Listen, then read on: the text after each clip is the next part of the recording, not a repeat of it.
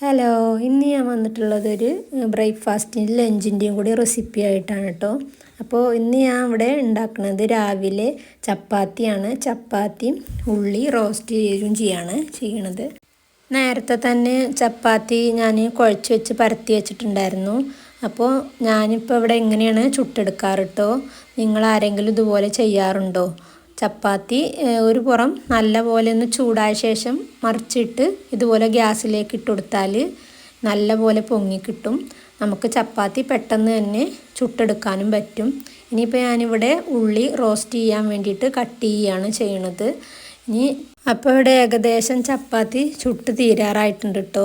ഇനി ഞാൻ ചപ്പാത്തി ചുട്ട് കഴിഞ്ഞ ശേഷം ഈ പാനിൽ തന്നെ ഉള്ളി റോസ്റ്റ് ചെയ്യുകയാണ് കേട്ടോ ചെയ്യണത്. അപ്പോൾ ചപ്പാത്തി കഴിഞ്ഞിട്ടുണ്ട്. ഇനി ഉള്ളി റോസ്റ്റ് ചെയ്യാൻ വേണ്ടിയിട്ട് അതിലേക്ക് വെളിച്ചെണ്ണ ഒഴിച്ചു കൊടുക്കാം. ഇനി അതിലേക്ക് ഉള്ളി കട്ട് ചെയ്തത് ചേർത്ത് കൊടുക്കാം. ഇനിയിപ്പോൾ അതിലേക്ക് ആവശ്യമായിട്ടുള്ള ഉപ്പ് ചേർത്ത് കൊടുക്കാം. അതൊന്ന് പെട്ടെന്ന് വാടി കിട്ടാൻ വേണ്ടിയിട്ട് ഉപ്പും കൂടെ ചേർത്തിട്ട് കറിവേപ്പിലയും ചേർത്തിട്ട് ഒന്നുകൂടെ മിക്സാക്കി കൊടുക്കാം. ഇനി ഇതിലേക്ക് വേണ്ട ഒരു തക്കാളിയാണ്. ഞാനതിവിടെ ഒന്ന് കട്ട് ചെയ്തെടുക്കുന്നുണ്ട്. ഉള്ളി ഏകദേശം ഒന്ന് വഴറ്റി വന്നിട്ടുണ്ട്. അപ്പോൾ ഇനി അതിലേക്ക് 1/4 ടീസ്പൂണ് മുളക് പൊടിയും 1/4 ടീസ്പൂണ് മഞ്ഞൾപ്പൊടിയും കൂടി ചേർത്തിട്ട് നമ്മൾ കട്ടാക്കി വെച്ചിട്ടുള്ള തക്കാളിയും കൂടെ ഇതിലിട്ടിട്ട് ഒന്ന് നല്ലപോലെ ഒന്ന് വഴറ്റി കൊടുക്കാം. ഇനി ഇതിലേക്ക് കുറച്ച് വെള്ളം ഒഴിച്ച് അടച്ച് വെച്ചിട്ട് ഇതൊന്ന് സോഫ്റ്റ് ആവുന്ന വരെ ഒന്ന് വഴറ്റിയെടുക്കാം കേട്ടോ. അപ്പോൾ റോസ്റ്റ് ഇവിടെ റെഡി ആയിട്ടുണ്ട്. ഇനിയിപ്പോൾ ഞാനും മോളും കൂടി ഇത് കഴിക്കുകയാണ്. നിങ്ങളിപ്പോൾ എൻ്റെ വീഡിയോ കണ്ടുകൊണ്ടിരിക്കുമ്പോൾ വീഡിയോ ഇഷ്ടപ്പെട്ടാൽ ഒന്ന് ലൈക്ക് ചെയ്യാനും ഷെയർ ചെയ്യാനും സബ്സ്ക്രൈബ് ചെയ്യാനും മറക്കല്ലേ. ഞങ്ങൾ വീട്ടിൽ വെള്ളം തിളപ്പിച്ചിട്ടാണ് കേട്ടോ കുടിക്കാറ്. അപ്പോൾ അതിന് വെള്ളം വെച്ചിട്ടുണ്ട് ഇവിടെ തിളക്കാനായിട്ട്. ഇന്നിപ്പോൾ ഞാൻ ഇവിടെ മീൻ കറിയും മീൻ പൊരിച്ചതുമാണ് ഉണ്ടാക്കുന്നത്. അപ്പോൾ ഞാൻ മത്തി വാങ്ങിയിട്ടുണ്ട്. ഇപ്പോൾ അതൊന്ന് ക്ലീൻ ചെയ്തെടുക്കലാണ്. മീൻ ക്ലീൻ ചെയ്യൽ കഴിഞ്ഞ ശേഷം ഞാൻ ഇവിടെ കറി വെക്കാനായിട്ട് ചട്ടി വെച്ച് കൊടുത്തിട്ടുണ്ട്. ഇനി അതിലേക്ക് വെളിച്ചെണ്ണ ഒഴിച്ചു കൊടുക്കാം. ഇനി ഇതിലേക്ക് വേണ്ടത് എന്താണെന്ന് വെച്ചാൽ ചെറിയ ഉള്ളി, ഇഞ്ചി, വെളുത്തുള്ളി, പച്ചമുളക്. അപ്പോൾ 10 ചെറിയ ഉള്ളി ചെറുതായിട്ട് ഇങ്ങനെ കീറിയത് ഇട്ട് കൊടുത്തിട്ടുണ്ട്. അതിലേക്ക് 2 പച്ചമുളകും ചേർത്ത് കൊടുക്കാം കേട്ടോ. എന്നിട്ട് അതൊന്ന് നല്ലപോലെ വഴറ്റിയെടുക്കണം. മീൻ പൊരിക്കാൻ വേണ്ടിയിട്ട് അതിലേക്ക് വേണ്ട മസാല ഉണ്ടാക്കിയെടുക്കുകയാണ്. അതിന് ഞാനിവിടെ ഒരു 3 ചെറിയ ഉള്ളി, കുറച്ച് വെളുത്തുള്ളി, അതുപോലെ 1/2 ടീസ്പൂണ് മുളക് പൊടി, 1/4 ടീസ്പൂണ് മഞ്ഞൾപ്പൊടി, ആവശ്യത്തിന് ഉപ്പും ചേർത്ത് കുറച്ച് വെള്ളവും ചേർത്ത് മിക്സിയിൽ നല്ലപോലെ ഒന്ന് അരച്ചെടുക്കണം. അപ്പോഴേക്കും ഇത് ഉള്ളി നല്ലപോലെ ആയിട്ടുണ്ട്. അതിലേക്ക് ഇഞ്ചിയും വെളുത്തുള്ളിയും ചെറുതായിട്ട് കട്ടാക്കിയത് ഇട്ട് കൊടുത്തിട്ട് നല്ലപോലെ ഒന്ന് വഴറ്റിയെടുക്കണം.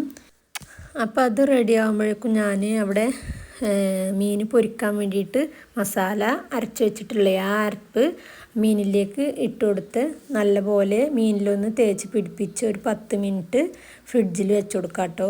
എന്നിട്ടേ അത് പൊരിക്കുള്ളൂ. അപ്പോൾ ഇനി കറിയിലേക്ക് കറിവേപ്പില ഇട്ട് കൊടുത്തിട്ടില്ല, അത് ഇട്ട് കൊടുത്ത് ഇത് ഉള്ളി നല്ലപോലെ വാടിയിട്ടുണ്ട്. ഇനി അതിലേക്ക് നമുക്ക് തക്കാളി ചേർത്ത് കൊടുക്കണം.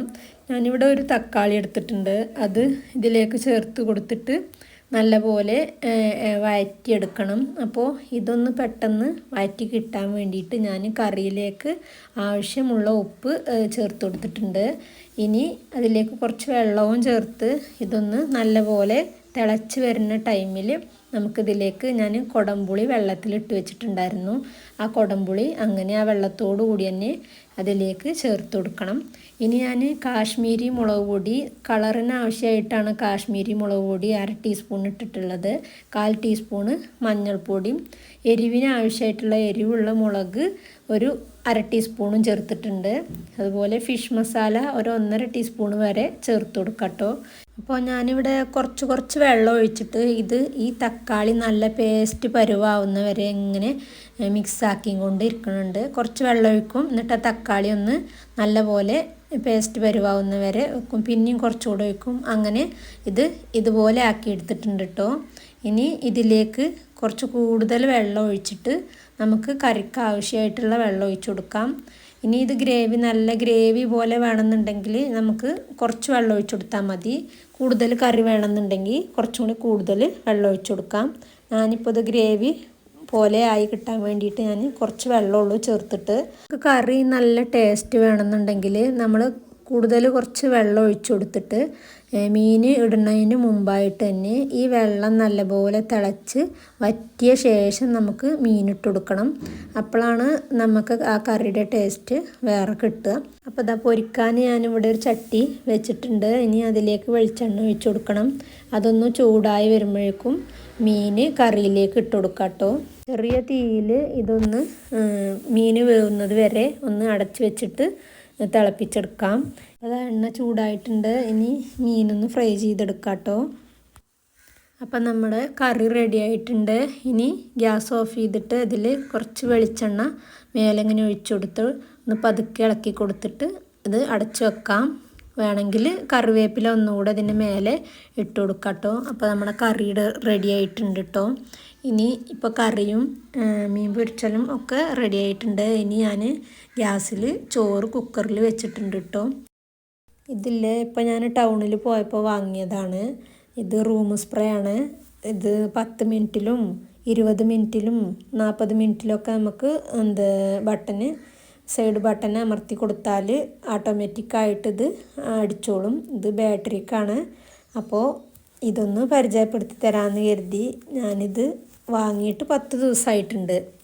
അപ്പോൾ നല്ല റൂമൊക്കെ നല്ല സ്മെല്ലൊക്കെ വേണമെന്നുണ്ടെങ്കിൽ നിങ്ങൾക്കിത് വാങ്ങാം.